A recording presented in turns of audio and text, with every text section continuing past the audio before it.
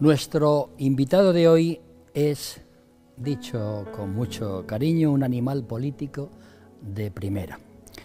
Es licenciado en Ciencias Políticas y Sociología por la Universidad Complutense de Madrid y en la actualidad es secretario primero en las Cortes de Castilla-La Mancha. Hoy les quiero presentar a todos ustedes, y es un honor hacerlo, a don Fernando Mora Rodríguez. Bienvenido. Muchísimas gracias. Es un placer, Fernando, porque hace tiempo que yo quería que estuvieras sentado en ese sillón. Pues la verdad que lo hago con mucho gusto, ¿eh? Y me hace ilusión venir a Puerto Llano y ver cómo hacéis el programa en directo y cómo lo sufro. Espero que no lo tenga que sufrir. No, seguro que sufrir no, disfrutar seguro que sí. Eso espero. ¿Cuándo entras en política y por qué? Entro en política de muy joven, y fue la política lo que me animó a hacer ciencias políticas. Yo creo que descubrí la política pues casi en la preadolescencia. Me gustaba mucho leer la prensa y de alguna manera leyendo la prensa te introduces en lo que es el mundo de la política y así empecé. Y me hacía ilusión hacer ciencias políticas y luego ya me enredé en la vida política, porque hacer ciencias políticas no te lleva necesariamente a dedicarte a la política, pero me gustaba y me enredé y aquí estoy, después de más de 40 años. Luego, ¿podemos decir que la política es una vocación en tu caso? Sí, la verdad que la política en mi caso fue absolutamente vocacional. Lo hice con un interés claro. Al principio, en la adolescencia, haciendo bachillerato, mi idea era hacer medicina, porque había que ayudar a curar a la gente, a sanarla. Pero descubrí que la sociedad también necesitaba algún tipo de medicina y solamente se podían curar los males que las sociedades padecen a través de la política. Por eso me metí en política y no hice medicina. Bueno, luego uno descubre que los males de la sociedad son más difíciles de atajar que los males de la salud. Evidentemente la política es noble, es nobleza. Sin embargo, no todo el mundo que se dedica a la política tiene las mismas intenciones de nobleza. Y además hoy en día, Fernando, asistimos a una mala imagen de la política, ¿no? ¿Cómo podemos poner en valor la política y la clase política? Vamos a ver, hay demasiado demérito de la política y hay demasiado demagogo que anda por el mundo y demasiado oportunista que anda por la política, eso también hay que decirlo. La política es un arte, es el arte de lo posible, pero también es el arte de tratar de hacer bien las cosas y de hacerlas bien de cara a la sociedad, al conjunto. Aristóteles decía que la política es trabajar por el bien general y yo creo que hay que aprender de ese sentido, de trabajar por el bienestar general.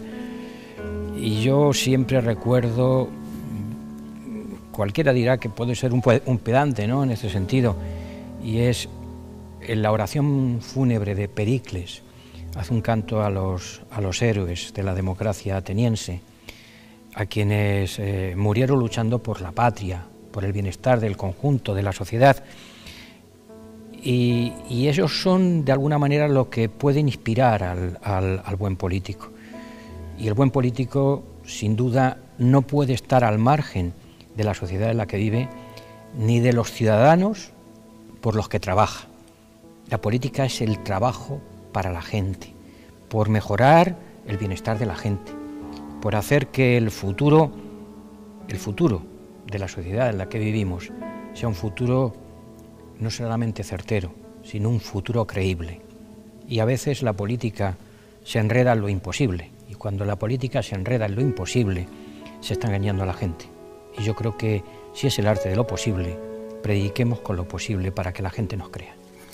El político en general debe tener claro que está al servicio del ciudadano y no para aprovecharse del ciudadano, ¿verdad? Efectivamente, de eso es de lo que se trata. Y a mí me irrita cuando hay gente que se mete en política para obtener un beneficio propio, que eso es la gangrena de la política. La política es algo que debe existir, que existe desde el momento en que se juntan tres hombres, o tres mujeres, cuando hay un entorno pequeño, posiblemente los antiguos poblados de los hombres de las tribus primitivas, tenían que elegir a alguien que los representase, que luchase por conseguir lo mejor para la sociedad. En cuanto se juntan tres hombres, dos eligen a uno para que ese uno sea el guía. Fernando, cuéntame por qué eres del PSOE. ¿Por qué soy del PSOE? No, yo no empecé en política en el PSOE. Cuando era adolescente, ya estando en la facultad, yo tenía una mentalidad muy, muy cristiana, muy católica, una ciudad como Toledo, que evidentemente se presta a ello, y además porque mis padres eran muy religiosos,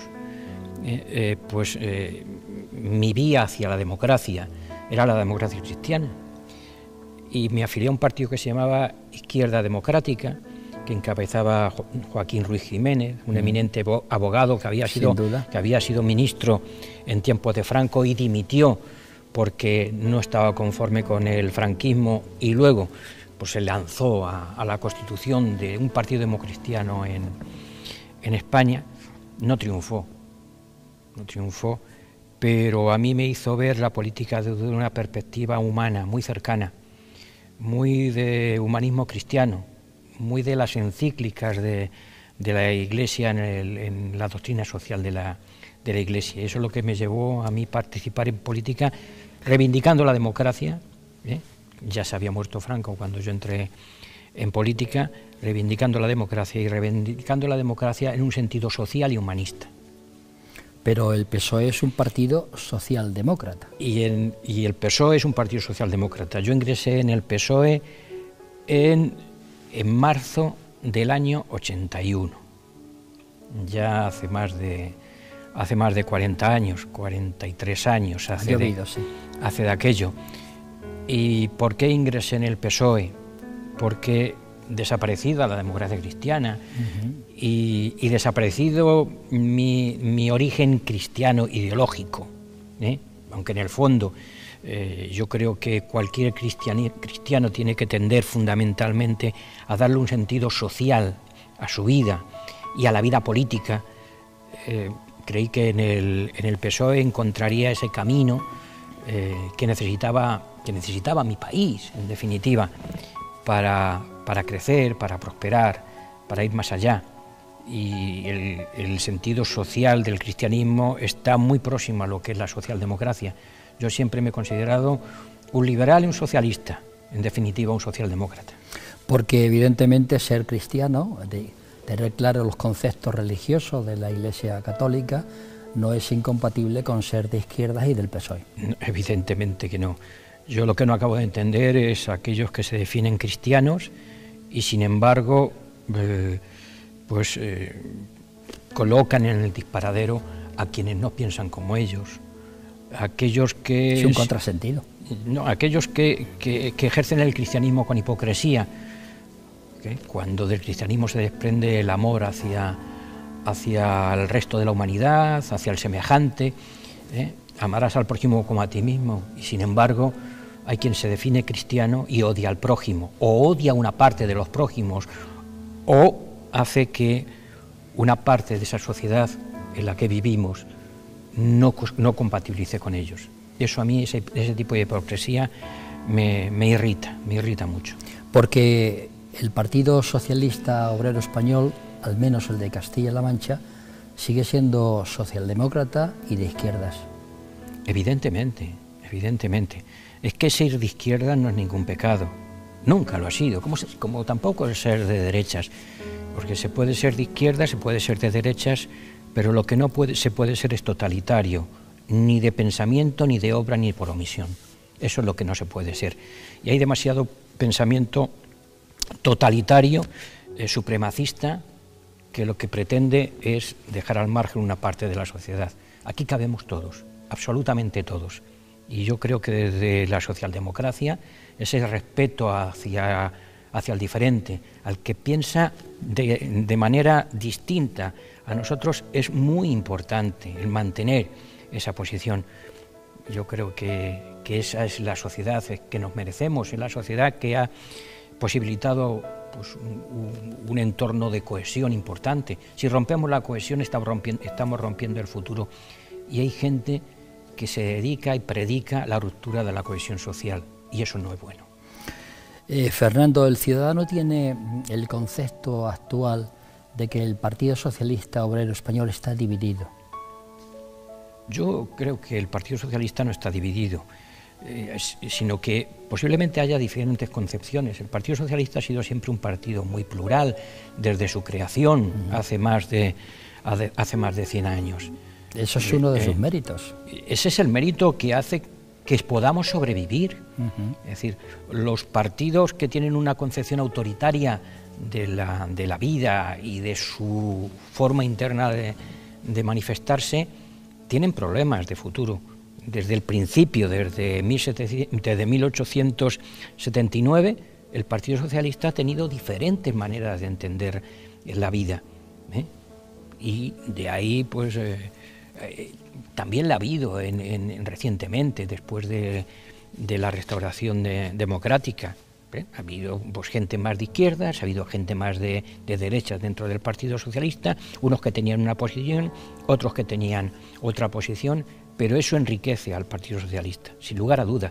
Y yo creo que el Partido Socialista es el partido más plural de los que hay en España. Fernando, ¿en qué consiste tu trabajo como secretario primero en las Cortes de Castilla-La Mancha? Bueno, mi trabajo en las Cortes es primero el participar de las decisiones de la mesa de la Cámara y, por tanto, participar en la codirección de la Cámara. Yo tengo que certificar los acuerdos que la mesa toma, participo a su vez en la Junta de Portavoces de la Cámara.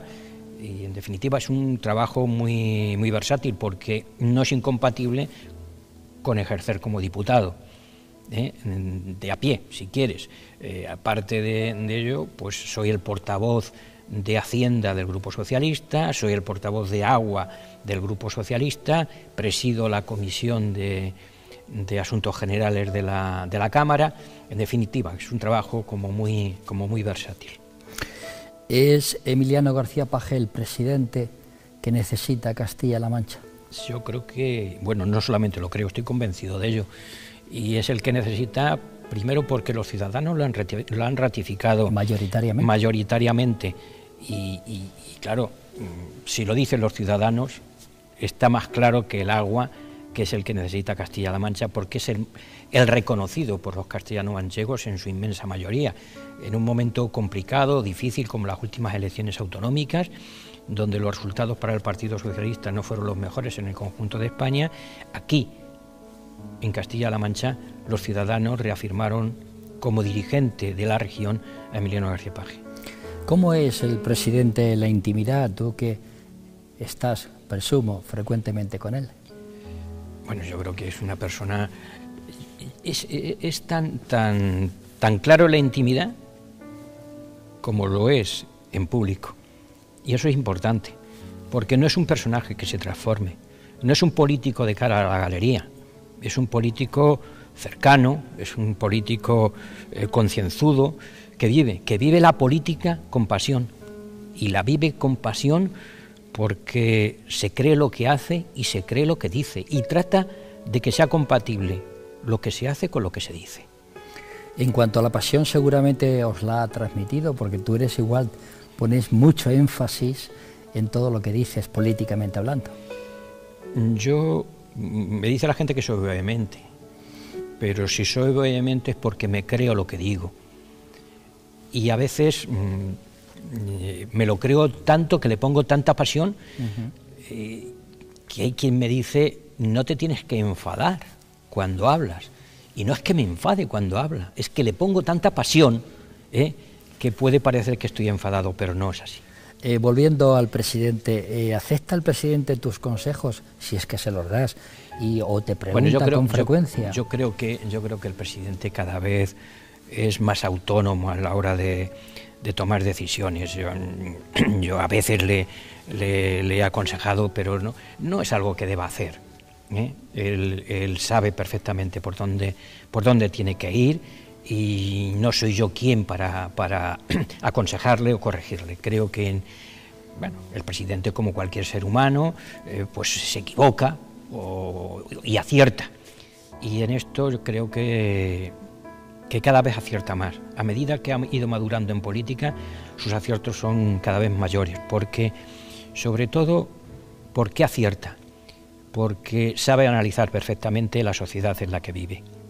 Y cuando la gente le transmite, y él transmite a la gente, hay una simbiosis entre él y la sociedad a la que dirige. Hay mucha gente que, aun siendo de ideologías contrarias, reconoce su valía, y lo reconoce mucho, y eso es importante. Y solamente eso pasa cuando él transmite y recibe. Habla y escucha a la gente, y escuchar a la gente es fundamental en política. Y conocer Castilla-La Mancha, porque yo creo que poca gente conoce este territorio como el presidente Paje. No te quepa la menor duda. Yo a veces le reprocho a la oposición el que no conoce la región, y por eso tiene un problema. La región hay que vivirla, la región hay que conocerla, la región hay que patearla. La región consiste en hablar con los ciudadanos, en escucharles, en hacer que sus preocupaciones sean las preocupaciones del político que tiene que resolver esas cuestiones. A veces la resolución de los problemas no es un arte mágica. Yo lo digo muchas veces, aquel político que promete lo que no va a cumplir está engañando. Sin duda, sin duda. Y ese tipo de político hay que desenmascararlo. A veces cuesta más trabajo cumplir lo que se pretende que lo que parece, pero en definitiva, aunque la solución a los problemas no pueda ser inmediata, cuando lo tienes en la cabeza, cuando lo tienes en la mente y sabes que a medio o tal vez a largo plazo tienes que llegar a ese objetivo que tú le has dicho a la gente, yo creo que es muy importante el hacerlo, el convencerse y en convencer a la gente de que tiene que ser así. Fernando, a grandes rasgos, ¿cuáles son los hitos conseguidos por el gobierno de Emiliano García Paje en estos últimos años? Hombre, el hito más importante primero fue el de la recuperación. Entre los años 2011 y 2015, Castilla-La Mancha retrocedió en derechos, retrocedió en cuestiones tan fundamentales como la prestación sanitaria, como la educación, como las prestaciones sociales. El destruir es muy fácil. Cuando se dinamita un edificio, se cae de golpe. Cuando se construye un edificio, hay que hacerlo ladrillo a ladrillo. Y alguien destruyó con demasiado desacierto el edificio que se había construido en mucho tiempo, y García Paje lo que ha estado haciendo a lo largo de estos años es reconstruir ese edificio destruido en tan poco tiempo. Y vuelvo a repetir, el construir ladrillo a ladrillo significa más, lleva más años y tiene mucho más compromiso que el destruirlo como se destruyó. ¿Te preocupa o le preocupa al PSOE de Castilla-La Mancha el Congreso del PSOE de noviembre nacional? No, no tiene por qué preocupar, no tiene por qué preocupar.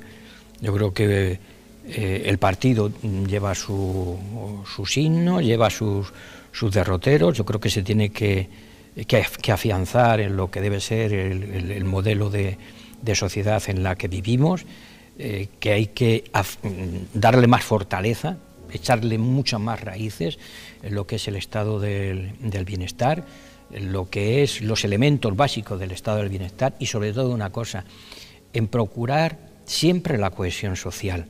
Romper la cohesión social es rompernos a nosotros mismos, romper al partido y romper a España. Y evidentemente esa cohesión social tiene que existir, tiene que perdurar, porque cuando ha habido cohesión en este país ha ido bien. Y por tanto el Partido Socialista tiene que abrirse al conjunto de la sociedad sin ningún problema, que es lo que está haciendo en definitiva García Page en Castilla-La Mancha, abrirse al conjunto de la sociedad sin ningún distingo. Trabajamos y gobernamos para todos. Fernando, una persona como tú, que está en función de su cargo, de su empleo, de su trabajo, las 24 horas del día prácticamente, supongo que se resentirá la familia porque es la gran sacrificada, ¿no? Bueno, ha habido dos momentos, bueno, un momento en que me di cuenta de dónde había llegado. Y fue hace 5 años, cuando empezó las nuevas Cortes y me tocó presidir la mesa de edad. Y dije, ¿cómo he llegado aquí sin darme cuenta? Y pasaron 4 años más después de aquella y he vuelto a presidir la mesa de edad. Y pensé para mí, ¿es esto posible? Y lo digo por la edad, se me ha pasado el tiempo volado, y echo de menos el tiempo que no he dedicado a mi familia, el tiempo que no he dedicado a mis hijos, porque no los he visto crecer lo suficiente. Y cuando me he dado cuenta, mis hijos estaban en la treintena de años, y quizás he tenido un cierto descuido hacia ellos por esa dedicación a la política, y también un cierto descuido a mi mujer, que la tengo que agradecer todo. Es una deuda que permanece en el tiempo y de la que uno se siente siempre culpable, ¿verdad?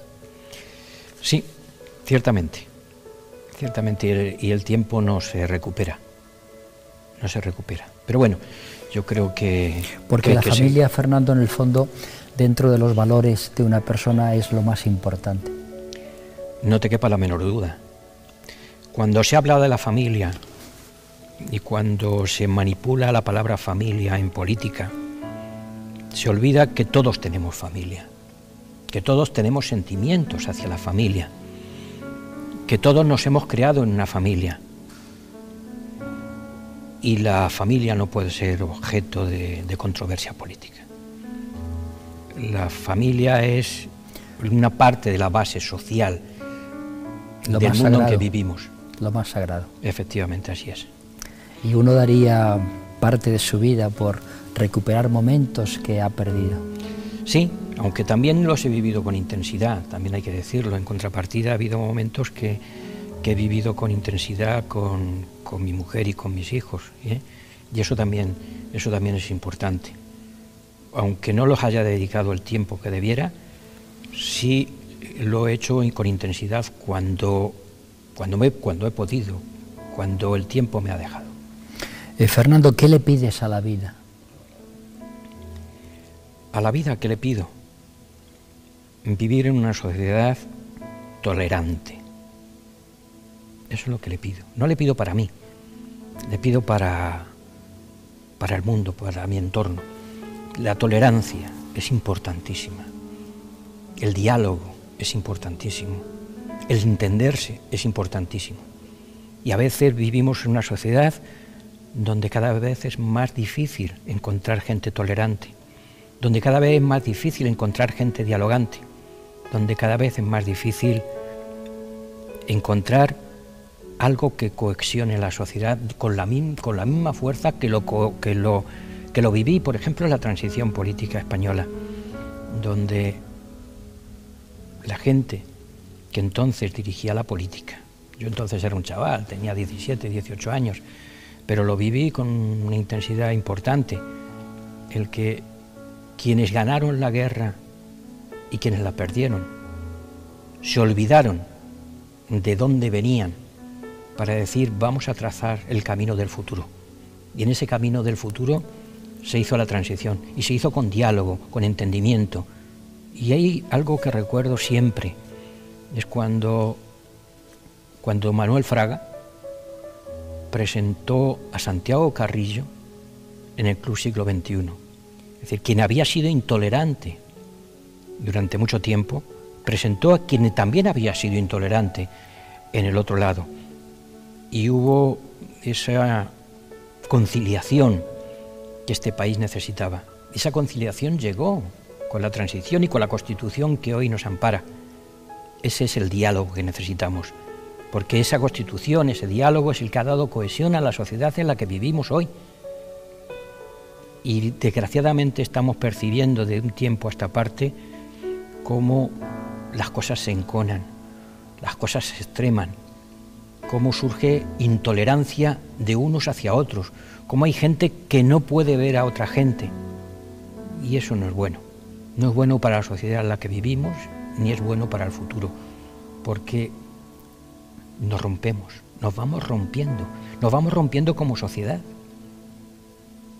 Y en definitiva, los políticos tienen que dar ejemplo, y a veces no se da el ejemplo que se debe. Todo es enconamiento, y todo es, digamos, a veces insultos. ¿Dónde vamos con ese modelo de política? Buena pregunta. Porque el problema no solamente dónde vamos con ese modelo de política, sino qué ejemplo estamos dando a la sociedad en la que vivimos. Dialogar.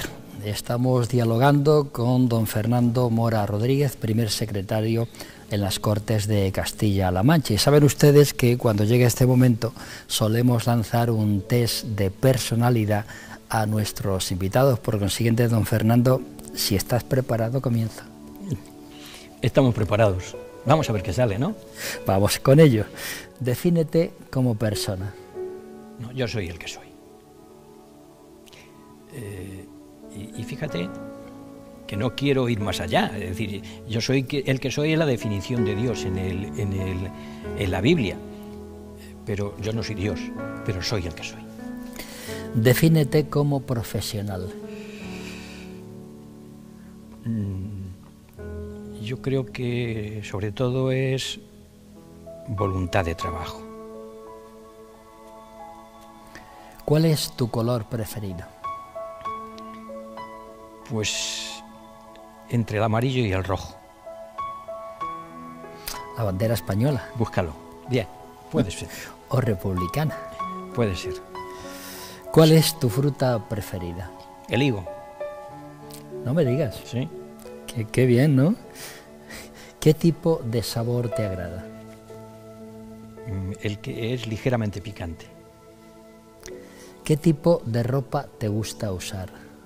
Según cada momento. Aquí he venido con chaqueta y corbata, pero si fuese en otras circunstancias iría con vaqueros y con... Se va cómodo con vaqueros, ¿verdad? Se va cómodo. ¿Vas a ir a las Cortes con vaqueros? No resulta. Es un poco... Bueno, pues somos muy formalistas, pero yo creo que el formalismo también es importante a la hora de conseguir el respeto de los ciudadanos hacia las instituciones. Aunque el hábito no haga al monje. No, el hábito nunca hace al monje, evidentemente, pero no lo creemos. ¿Qué mascota preferirías tener? Yo prefiero que los animales sean libres. No me gustan las mascotas. ¿Tu mejor virtud? Mi mejor virtud... Es que yo creo que el hombre está hecho de circunstancias, de acciones, de formas de comportarse. En ellas hay muchas virtudes, no tengo ninguna en especial. ¿Tu peor defecto? Mi peor defecto, pues igual que las virtudes, es decir, que también tenemos defectos y variopintos. Lo importante es que las virtudes primen sobre los defectos, porque es lo que de alguna manera nos va haciendo personas. ¿Tu comida favorita? El arroz negro. ¿Lo haces tú? Sí. No me digas. Sí. ¿Y te sale bien? Me sale bien. Sí. Sí. Tendrás que invitarnos un día. Cuando quieras. Un libro. Sin duda el Quijote. Y digo el Quijote, a veces es recurrente, ¿no? Lo de, bueno, vamos a hablar un libro, el Quijote. Pero hay tanta riqueza de vocabulario, hay tanta riqueza de enseñanza. Es que se aprende algo nuevo cada vez que lo lees o lo relees. Es que se aprende algo nuevo. Es que está el corazón y el sentimiento de la gente, de toda la gente, en los personajes que contempla el Quijote.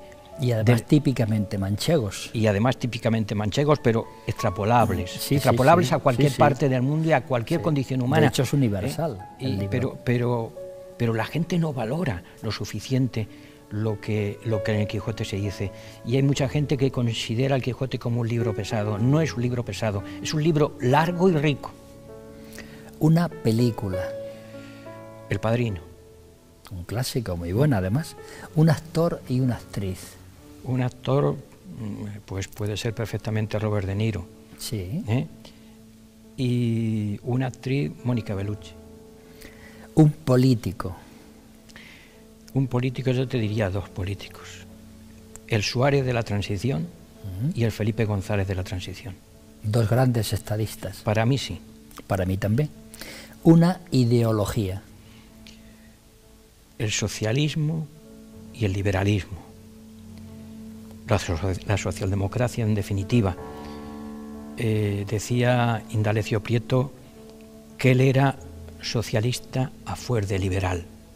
Y es por ahí por donde tenemos que ser liberales y ser socialistas. Eso hace la socialdemocracia y eso ha hecho que la socialdemocracia sea una ideología predominante, capaz de impulsar Europa desde después de la Segunda Guerra Mundial, porque le ha dado cohesión a Europa, ha contribuido con el liberalismo, la democracia cristiana, que ya poco menos que no existe, y la socialdemocracia, hacer y construir la Europa que hoy tenemos y que algunos se empeñan en deshacer. Una religión. Yo creo que todas las religiones son buenas si son tolerantes. Lo que no concibo son las religiones intolerantes. El fanatismo. Efectivamente, y hay mucho fanático. Hay mucho fanático. Hay mucho fanático en cualquier religión, en cualquier religión. Un programa de televisión. Informe semanal. Siempre me ha gustado. Desde... Veterano ya, desde programa muy, veterano. Sí, tan veterano que he crecido casi con él, pero siempre me ha parecido un programa muy interesante. ¿Qué personaje público admiras? A Joan Manuel Serrat, por ejemplo. Sí, señor. ¿Qué personaje público detestas? Pues no me gusta detestar a nadie, pero hay gente que está haciendo mucho daño a la sociedad, al conjunto de la sociedad. Por ejemplo, Putin, por ejemplo, Donald Trump, que son... Y Netanyahu. Y Netanyahu también, sí, evidentemente. Yo creo que ahí se transpira en todos ellos la intolerancia. Y con esa intolerancia no vamos a ningún sitio. ¿Qué te pone de los nervios? El racismo. El racismo me parece la quintesencia de la intolerancia. Me irrita, me irrita. ¿Qué no perdonarías? ¿Qué no perdonaría? Pues no perdono a los intolerantes. ¿Qué te hace reír? ¿Qué me hace reír? Pues a veces los chistes, a veces las gracias, a veces los momentos felices. Eso me hace reír. ¿Qué te hace llorar? ¿Qué me hace llorar? A veces llorar, se llora por muchas cosas. Por los recuerdos de la gente que se fue y a la que amabas. A veces se llora de felicidad, cuando se contempla la felicidad de los demás. Te hace llorar las tragedias de la gente, la tragedia de la humanidad, las tragedias que padecen los niños cuando hay guerras. Eso hace llorar. ¿Cómo reaccionas cuando te provocan? Pues a veces no te voy a decir con ira, pero sí con una reacción fuerte. ¿No cuentas hasta 10? Pues a veces no. A veces no, porque uno es muy impulsivo y cuando a uno le provocan, pues eso, como los toros entran al trapo, pues yo soy de los que entran al trapo, pero no me arrepiento de entrar al trapo, porque sobre todo cuando lo hago es para defender no solamente mis ideas, sino las de mucha gente que se irrita con provocaciones de las que ya a veces hay que oír. ¿Eres capaz de guardar un secreto? Sí. ¿Y conoces muchos, Fernando? Bueno, tampoco me doy a los secretos, ¿eh? No estoy rodeado en un mundo donde la gente te diga, guárdame el secreto. Cuando te lo dicen, lo haces. ¿Expresas fácilmente lo que sientes? Yo creo que depende. En política, siempre. En otro tipo de relaciones humanas, a veces es más difícil. Pero si no lo hago de obras, sí lo hago por omisión. Y sí me entiende la gente cuando expreso lo que siento, aunque lo omita. ¿Cuántas horas trabajas al día? La política no tiene horas. Nunca ha tenido horas. ¿Qué añoras de tu niñez? ¿Qué añoro de mi niñez? Pues siempre se añora, sobre todo una cosa, el tiempo. El tiempo me parecía eterno parece eterno cuando eres niño. Y lo añoras, porque te parecía eterno, pero querías que fuese más rápido. Y a lo mejor lo que necesitábamos es que fuese más lento, porque cuando recuerdas la niñez, dices, ¿por qué no viví con más intensidad aquel tiempo que me parecía tan lento? En mi caso, deseando cumplir 18 años para pasar al cine. Sí, y luego cuando cumples 18 años va todo volado, sí. Y cada década se hace cada vez más pequeña. Sí. ¿Y a quién eres incapaz de decir no? Yo creo que casi a todo el mundo. No soy capaz de decir no. Es una cosa que no me gusta, lo de decir no. Y eso me hace blando. Y no sé si ser blando es bueno, porque a veces debieras decir que no, pero también me da vergüenza decir que no. ¿Tienes alguna manía? Yo creo que especialmente no tengo ninguna manía. Seguramente otros descubrirán esas manías en mí, pero yo no soy consciente de que sea maniático. Un lugar para vivir. El pensamiento. Es el mejor lugar para vivir, porque en el pensamiento se recrea. Con el pensamiento puedes viajar a cualquier sitio. Con el pensamiento puedes hacer lo que quieras. Con el pensamiento puedes volar. Y con el pensamiento puedes poner los pies en la tierra. Con el pensamiento puedes vivir. A mí siempre me llamó la atención Immanuel Kant, el filósofo de Königsberg. conocía el mundo sin salir de Königsberg. Pues a mí siempre me ha gustado conocer ese mundo, pero ese mundo que va más allá de lo geográfico. ¿Atrevido, conformista o rebelde? Un poco de todo. Atrevido cuando se tiene que ser atrevido, conformista cuando hay que ser conformista y rebelde cuando hay que ser rebelde. Cuando hay causa. Sí, porque hay también rebeldes sin causa, ¿no? Como bien sabes, hay que tener causa, pero según las situaciones uno es una cosa u otra. Sin lugar a duda, según las situaciones y según la edad. El rebelde lo puede ser cuando uno es joven y es uno menos rebelde cuando es mayor, aunque te rebeles contra cosas, porque conformista viene con la edad también, y cuando uno es más mayor eres más conformista, quizá porque esa época de rebeldía, de decir hay que transformar el mundo, en un momento determinado te das cuenta de que el mundo no se transforma porque tú lo intentes.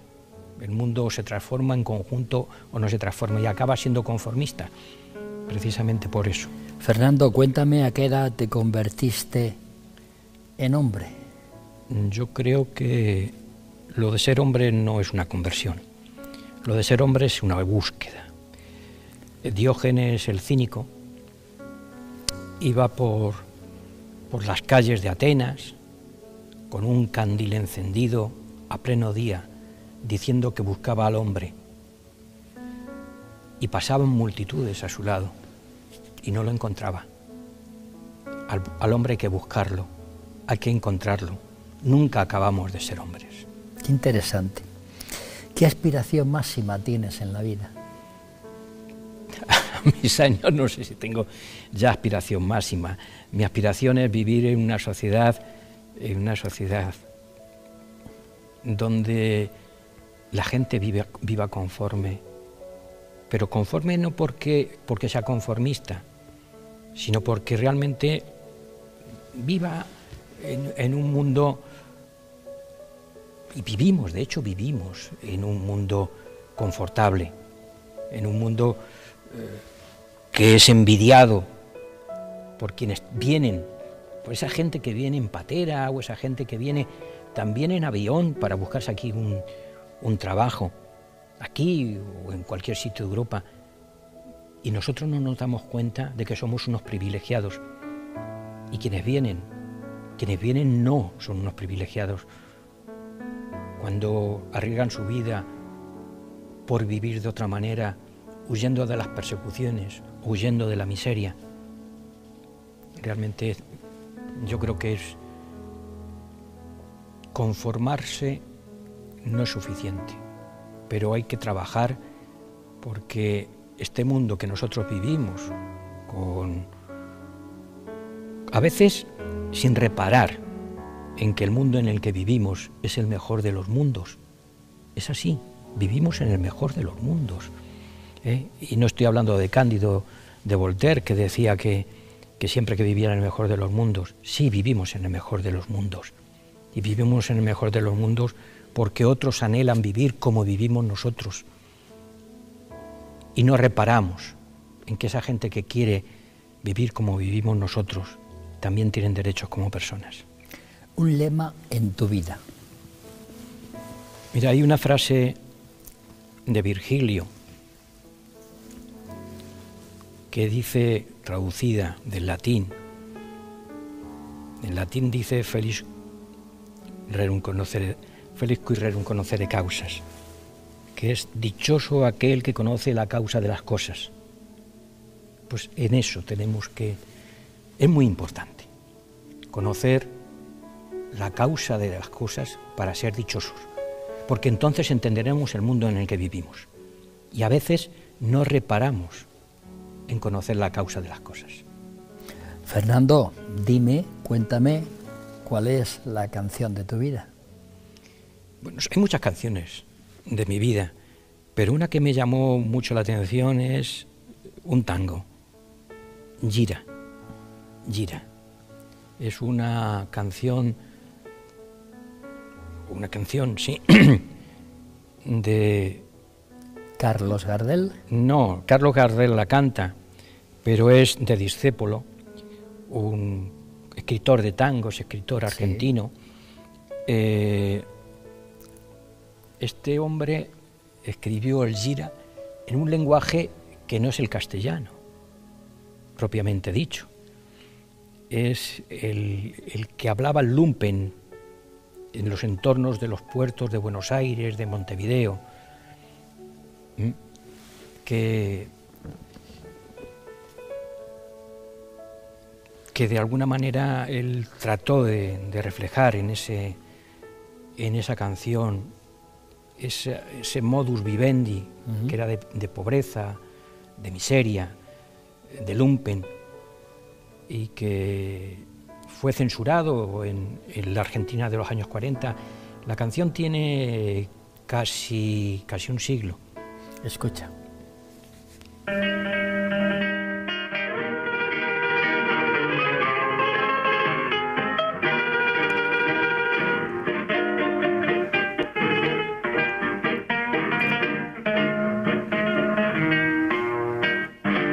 Cuando la suerte que frena, fallando y fallando, te largue para... Y ha quedado para la historia ya esta canción. Ha quedado para la historia. Ya es historia. Efectivamente. Pero es cierto que para entenderla hay que buscar la traducción al castellano. Sin duda alguna, pero hay términos muy típicos de Argentina, ¿verdad? Sí, bueno, pero son típicos de Argentina el idioma en el que está escrito, que es el andulfo, fue incluso prohibido en Argentina, el hablar ese tipo de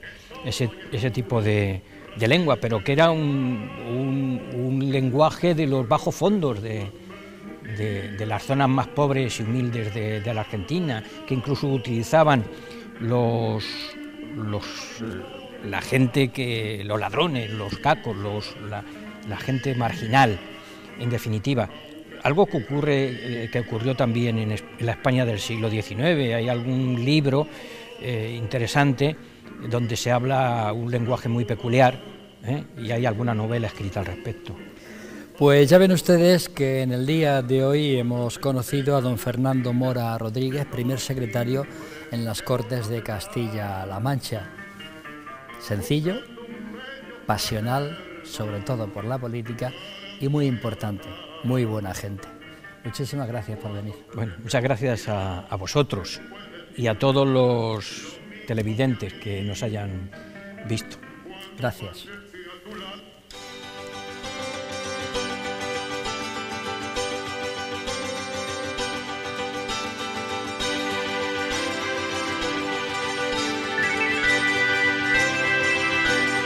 Cuéntame cómo te ha ido en tu viajar por este mundo de amor. Volverás, dije aquel día, nada tenía y tú te fuiste de mí. Háblame de lo que has encontrado en tu largo caminar. Cuéntame cómo te ha ido, si has conocido la felicidad. Cuéntame cómo te ha ido, si has conocido la felicidad. ¿Cómo estás sin un amigo?